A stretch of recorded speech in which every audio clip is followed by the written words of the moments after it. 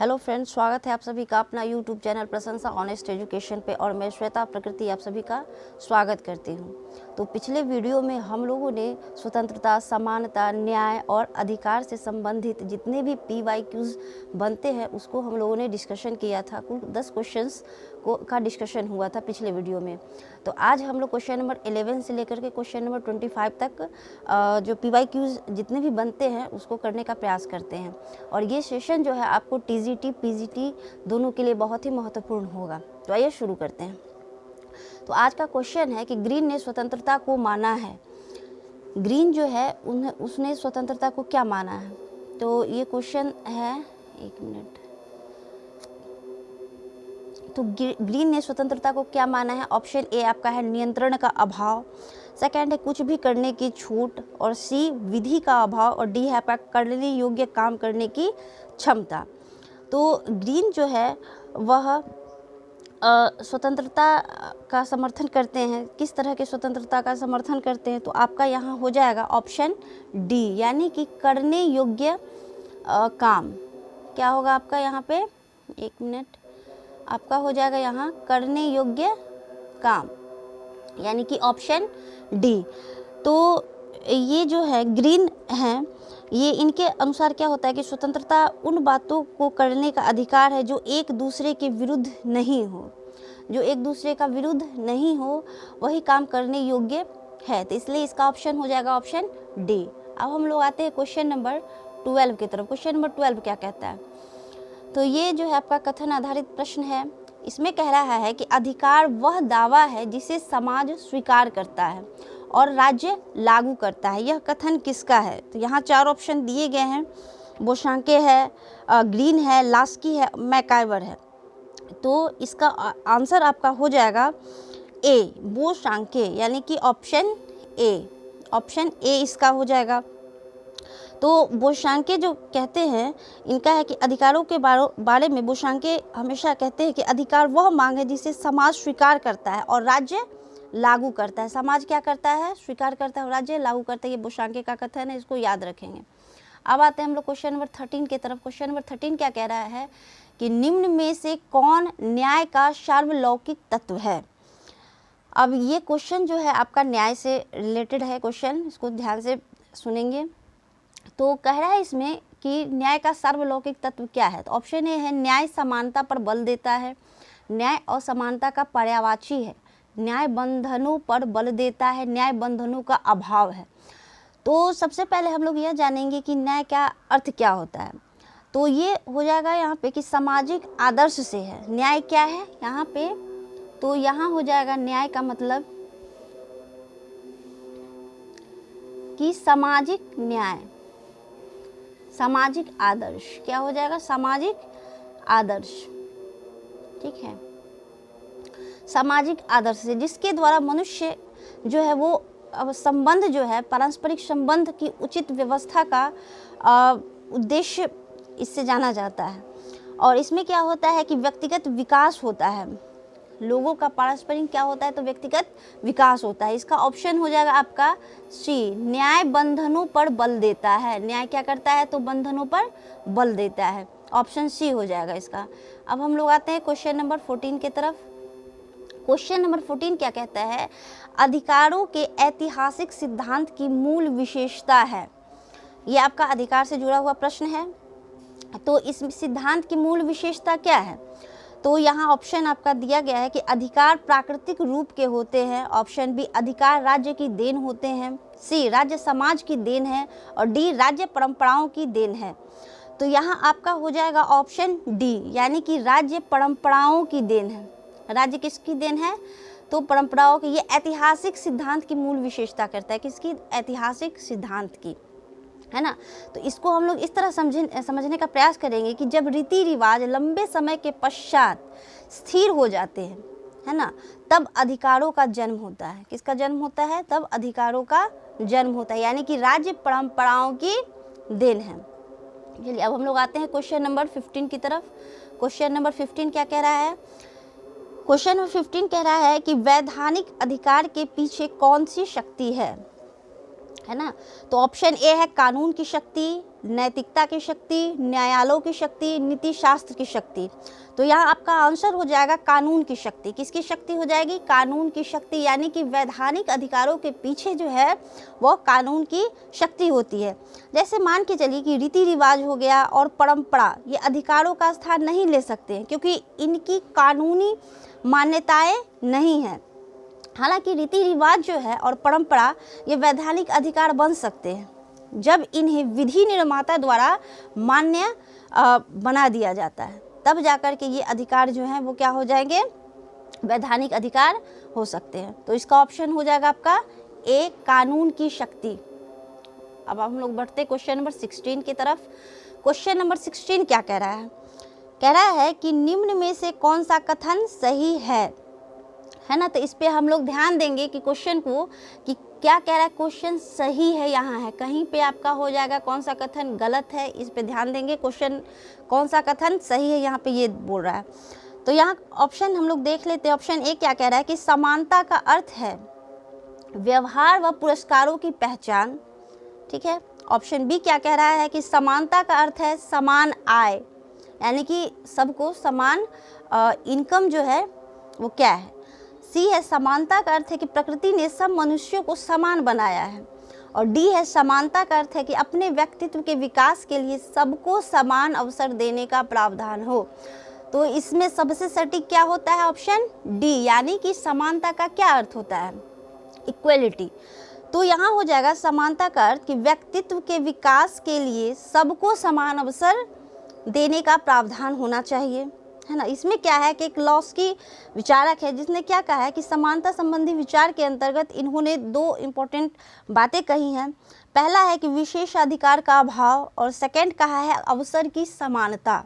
इसको ध्यान में रखेंगे। अब हम लोग बढ़ते हैं क्वेश्चन नंबर 17 की तरफ। क्वेश्चन नंबर 17 क्या कह रहा है कि निम्न में कौन सा कथन सही है।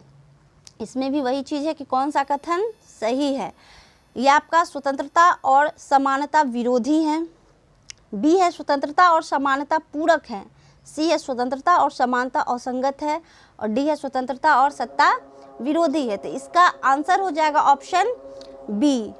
क्या हो जाएगा? ऑप्शन बी, यानी कि स्वतंत्रता समानता क्या है? पूरक है। कैसे? तो सबसे पहले हम लोग यह जानेंगे कि समानता, स्वतंत्रता और समानता ये दोनों के बीच में क्या है? एक संतुलन स्थापित होता है। और यह एक जो है क्योंकि कुछ लोग जो है जब हम स्वतंत्रता पर बात करते हैं तो उससे समानता प्रभावित होने लगती है, और जब हम समानता पर जोर देते हैं तो उससे स्वतंत्रता प्रभावित होने लगती है। लेकिन स्वतंत्रता और समानता क्या है? वो एक दूसरे के पूरक हैं। इसको ध्यान में रखेंगे कि स्वतंत्रता और समानता क्या है? एक दूसरे के पूरक है। ऑप्शन बी इसका राइट आंसर हो जाएगा। ओके। अब हम लोग बढ़ते हैं क्वेश्चन नंबर 18 की तरफ। क्वेश्चन नंबर 18 क्या कह रहा है? किसने कहा अधिकार विवेक पर आधारित वह मांग है जिसे समाज मान्यता देता है तथा राज्य द्वारा लागू किया जाता है ना। ये प्रश्न हम लोग जो है वह देखे हैं। यह प्रश्न जो है आपका क्वेश्चन नंबर 12 में इसी टाइप के प्रश्न पूछे गए थे। तो इसका आंसर ये रिपीट क्वेश्चन है, समाज मान्यता देता और राज्य लागू करता है। तो इसमें भी हो जाएगा आपका बोशांके बी। ये क्वेश्चन नंबर ये हम लोग क्वेश्चन कर चुके हैं, ये दोबारा रिपीट हो चुका है। ओके। तो ये हो जाएगा यहाँ पे बोशांके जो हम लोग पढ़ चुके हैं। एक चीज़ हम लोग बोशांके के बारे में जानेंगे कि ये किस तरह के विचारक है। तो ये आदर्शवादी विचारक है। किस टाइप के विचारक है? तो ये है आपके आदर्शवादी विचारक। इसको याद रखेंगे, ये आदर्शवादी विचारक है बोशांके। ठीक है। चलिए अब हम लोग आगे बढ़ते हैं क्वेश्चन नंबर 19 की तरफ। क्वेश्चन नंबर 19 क्या कह रहा है? प्राकृतिक अधिकारों का सिद्धांत एक भाग है। ऑप्शन है आपका ऑस्टिन का संप्रभुता सिद्धांत, दैवीय उत्पत्ति का सिद्धांत, शक्ति सिद्धांत का, सामाजिक समझौते सिद्धांत का। तो यहाँ आपका हो जाएगा ऑप्शन डी, सामाजिक समझौते सिद्धांत का। प्राकृतिक अधिकारों का सिद्धांत एक भाग है। देखिए एक चीज़ हम लोग यहाँ जानेंगे कि सामाजिक समझौते से जुड़े हुए कुछ विचारक हैं। जैसे कि यहाँ हम लोग देखते हैं हॉब्स। किसका नाम लेते हैं? हॉब्स हो गया, इसके बाद लॉक हो गया, है ना, फिर रूसो हो गया, हॉब्स, लॉक और रूसो, ये सब सामाजिक समझौते का ये सिद्धांत से संबंधित है। ये लॉक, ये 3 नाम याद रखेंगे, हॉब्स, लॉक एंड रूसो, ये सब सामाजिक समझौते के सिद्धांत से ये जुड़े हुए हैं। तो हॉब्स सबसे पहले सामाजिक अधिकार से इन्होंने अपना तर्क दिया है कि जीवन के संरक्षण के लिए मनुष्य में कोई भी कार्य करने की स्वतंत्रता होनी चाहिए। हॉब्स ने कहा है कि जीवन से संबंधित कार्य करने के लिए मनुष्य को क्या होना चाहिए, स्वतंत्रता मिलनी चाहिए। और लॉक जो है वो 3 प्रकार की स्वतंत्रता की बात करते हैं, जीवन की स्वतंत्रता, जीवन स्वतंत्रता और संपत्ति। लॉक जो है 3 तरह की स्वतंत्रता की बात करते हैं, जीवन, ठीक है, फिर स्वतंत्रता और संपत्ति। तो संपत्ति का अधिकार जो है ये सबसे इम्पोर्टेंट है। लॉक ने संपत्ति के अधिकार को जो है सबसे महत्वपूर्ण माना है, इसको ध्यान में रखेंगे। तो इसका ऑप्शन हो जाएगा ऑप्शन डी। याद रखेंगे कि प्राकृतिक अधिकारों का सिद्धांत एक भाग है सामाजिक समझौता सिद्धांत का, और सामाजिक समझौते का सिद्धांत किसने दिया है, तो हॉब्स, लॉक एंड रूसो ने इसको याद रखेंगे।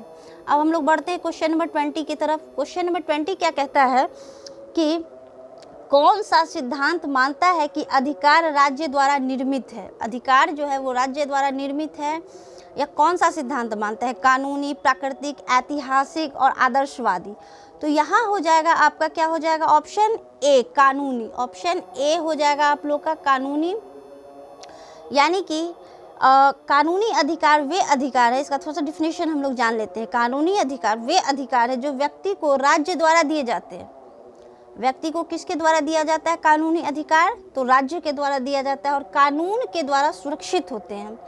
कानूनी अधिकार राज्य के द्वारा दिए जाते हैं और राज्य के द्वारा क्या होता है, यह सुरक्षित होता है, और इसका उल्लंघन करने पे राज्य द्वारा दंडित भी किया जा सकता है। तो इसका ऑप्शन ए हो जाएगा। अब हम लोग बढ़ते हैं क्वेश्चन नंबर 21 की तरफ। क्वेश्चन नंबर 21 क्या कहता है, लिबर्टी शब्द लिया गया है, कहाँ से लिया गया है, लाइबेल से, लीबर से, लिंगुआ से, लिब्रा से। तो ये जो लिया गया है आपका लीबर से, इसको ध्यान में रखेंगे। क्वेश्चन नंबर 22 की तरफ बढ़ते हैं। क्वेश्चन नंबर 22 क्या कहता है कि आर्थिक समानता के बिना राजनीतिक स्वतंत्रता मिथक है। यह कथन किसका है, यानी कि आर्थिक, इसको मैं रिपीट करती हूँ क्वेश्चन को, कि आर्थिक समानता के बिना राजनीतिक स्वतंत्रता क्या है, मिथक है। तो यहाँ ऑप्शन है ग्रीन, कोल, जेसमीन, लास्की। तो ऑप्शन में इसका आंसर हो जाएगा सी, यानी कि GDH कोल, है ना। GDH कोल जो है ये क्या मानते हैं कि आर्थिक समानता अगर नहीं हो तो राजनीतिक स्वतंत्रता जो है वह एक मिथक है। इनका मतलब है कि आर्थिक स्वतंत्रता के बिना व्यक्ति राजनीतिक स्वतंत्रता का सही तरीके से उपयोग नहीं कर सकता, इसका सही तरीके से इस्तेमाल ही नहीं कर सकता। इसीलिए सबसे पहले क्या होना चाहिए कि आर्थिक स्वतंत्रता मिलनी चाहिए व्यक्ति को। चलिए अब बढ़ते हैं क्वेश्चन नंबर 23 की तरफ। क्वेश्चन नंबर 23 क्या कहता है कि किसने कहा था कि राजनीतिक स्वतंत्रता आर्थिक समानता के बिना कपोल कल्पना है।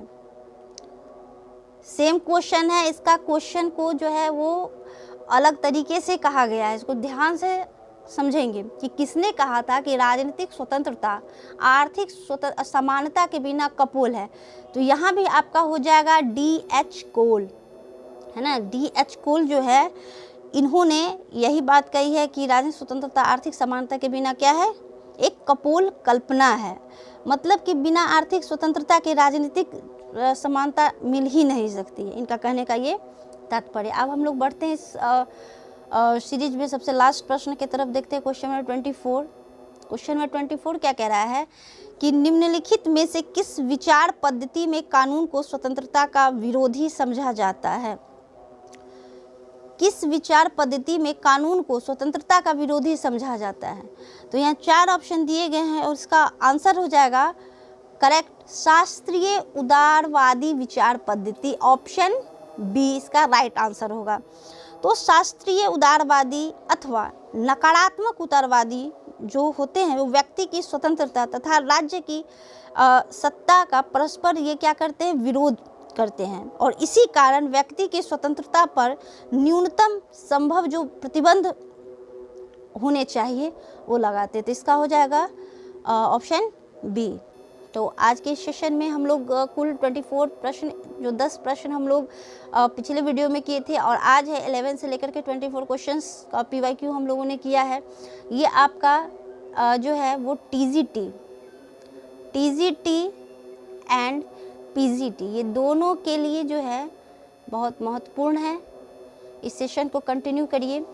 और अभी हम लोग जो है राजनीतिक सिद्धांत से जुड़े हुए जितने भी PYQs है उसी को कंटिन्यू करेंगे। कुछ इसमें लगभग 250 के करीब प्रश्न है। इसको हम लोग डेली 25 क्वेश्चन या जितने 20-25 क्वेश्चन करने का प्रयास करेंगे। और ये सेशन कैसा लगा तो कमेंट करके बताइए। और आज के लिए इतना ही, धन्यवाद।